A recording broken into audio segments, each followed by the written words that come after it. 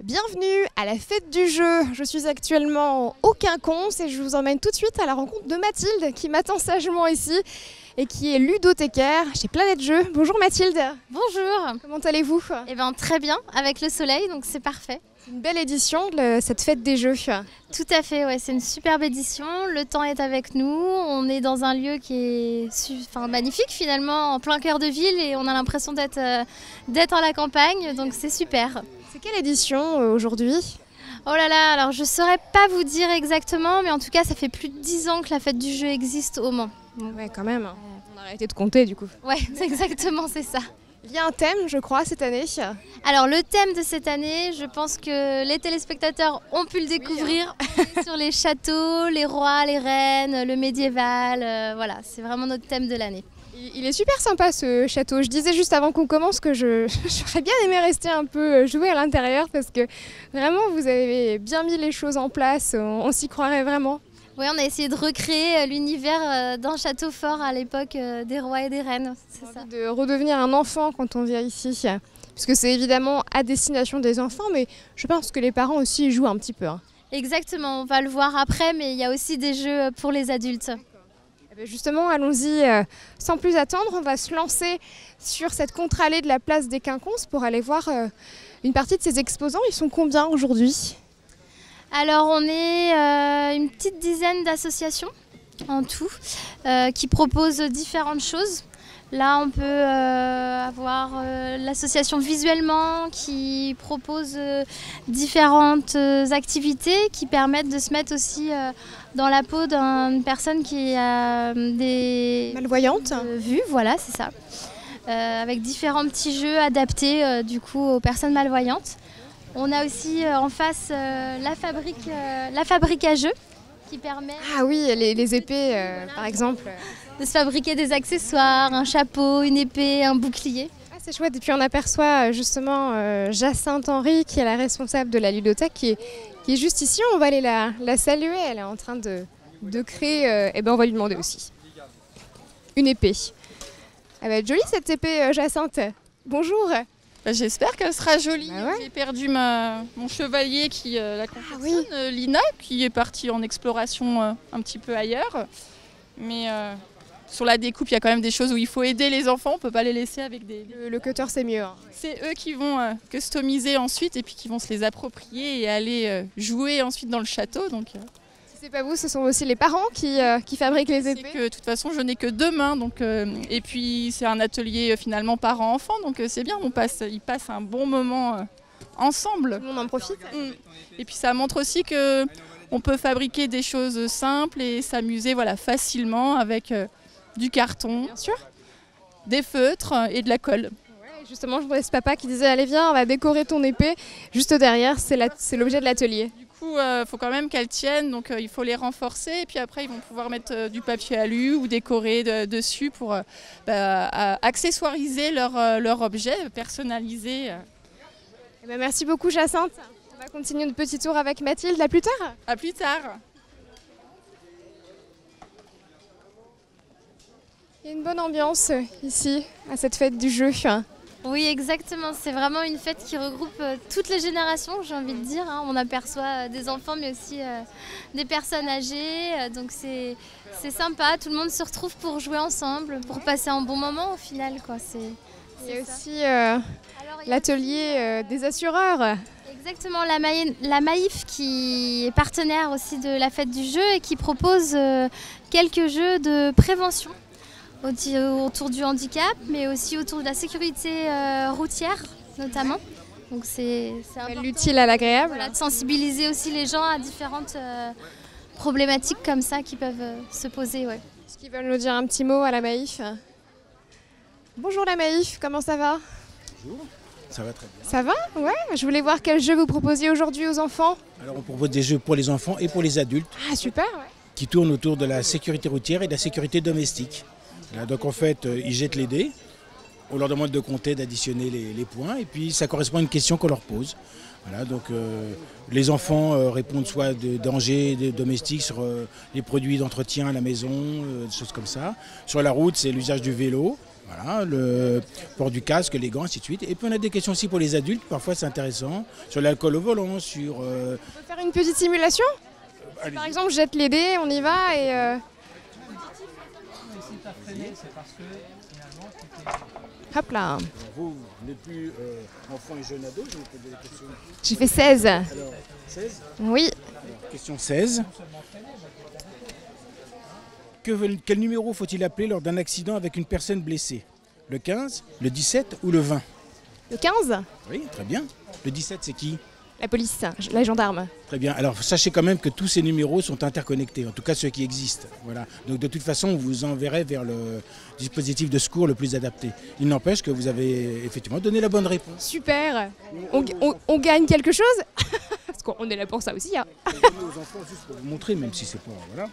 Vous voyez, Waouh. une petite récompense, on peut leur donner une petite magnette à coller sur le... Ah oui, avec les numéros ici. Le Là. numéro d'urgence, par exemple, vous voyez. Vous le montrez à la caméra si vous voulez. Super. Eh ben merci beaucoup monsieur. Merci, merci à vous, bon après-midi. Merci. De s'intéresser à nous. Avec plaisir, beau week-end. J'ai gagné Mathilde. Ah, super, bravo. Alors on voit qu'il y a aussi le stand des Franca. Ouais, un atelier numérique. Ah bah oui, Qui les propose- jeux numériques. Voilà, qui propose notamment de faire du makey-makey. Alors là, par contre, je préfère vraiment Ouais, vous hein. leur poser la question. Je vais aller voir. Ah, il y a un grand piano au sol. Bonjour les Franca. Quel est votre prénom? Charlotte. Est-ce que vous pouvez expliquer, Charlotte, un petit peu les jeux que vous proposez ici pour les enfants et puis les grands enfants qui viennent vous voir? Alors là, le principe, c'est qu'on est sur un atelier numérique. Et en fait, à l'aide des petits makey-makey, on remplace toutes les touches de l'ordinateur par des éléments conducteurs. Ah oui, comme on voit que les bananes, là juste ici, les pommes de terre. Voilà, tout à fait. En fait, du coup, par exemple, la banane, elle devient la touche du bas ou la touche du haut. Et ça nous permet de jouer avec voilà, tout ce qui est conducteur. Donc les fruits et légumes, Super. la pâte à modeler, des ustensiles. On le voit avec la jeune fille. Bonjour, comment tu t'appelles? Wishden. Tu peux m'expliquer comment tu joues? Alors, pour avancer, c'est ici. Pour sauter, c'est là. Et là, normalement, je vais continuer le jeu, mais je sais pas comment faire. C'est pas trop difficile de jouer avec des fourchettes et des cuillères? Bah, ça va. Un peu bizarre, mais ça va. Bon, bah, je te laisse jouer. C'est quoi? Ah, c'est Super Mario, génial. Bon bah amuse-toi bien, merci. J'ai vu qu'il y avait un piano, vous avez essayé Mathilde? J'ai pas encore eu l'occasion d'essayer. Vous marchez dessus là? Ah ouais. Ah c'est génial. Bon allez, on continue? On va par là? Je crois que sur l'étage, j'allais dire, c'est plutôt pour les plus petits. C'est ça, oui. Il y a une grosse partie qui est plutôt réservée aux plus petits, avec tout un espace d'expérimentation, de manipulation avec des objets du quotidien. Et puis un bel espace aussi de construction où on peut construire des châteaux forts. Super. Et de l'autre extrémité, on va avoir un bar à sirop pour pouvoir se restaurer parce qu'il fait Bah oui. très chaud. Et puis on a aussi une démonstration d'escrime médiévale. Enfin, des arts martiaux historiques européens, c'est l'association qui s'appelle comme ça. Et donc ils font des démos et puis ils font un petit peu d'initiation aussi si on veut. Ouais. On a aperçu, je voulais en parler, les jeux de société en montant tout à l'heure. Ce qui est assez chouette justement avec ces jeux de société, c'est que ça se démode pas tant que ça en fait. Oui, exactement. Voire pas du tout. Voire pas du tout, j'allais dire, ouais, voire pas du tout, parce qu'on a énormément de jeux dits modernes en fait. C'est un petit peu comme en littérature, on a beaucoup de jeux à sortir avec de nouveaux mécanismes, avec de nouvelles thématiques aussi. Et donc les gens forcément trouvent ce qui leur convient. Oui. Le numérique a pas avalé les jeux de société. Et ça c'est chouette. Non, pas encore, ouais. Ah mais qu'est-ce que c'est que ce jeu-là? Ils construisent... Ah bah ils construisent des châteaux, bah oui. Ils construisent des châteaux avec un jeu qui s'appelle les Toys Ardennes et qui sont en fait des plaques qu'on imbrique entre elles et qui permettent du coup de construire des bâtiments et, qui sont des châteaux forts. Voilà. Donc forcément vu notre thématique de la... Eh bah oui, on est en plein dedans. Hein. C'est ça. C'est très sympa, je connaissais pas du tout ces jeux de construction-là. On connaît tous évidemment les Lego, ce genre de choses, mais celui-là je le connaissais pas. Ils sont concentrés, hein, toujours. Très concentré, surtout sur la construction là.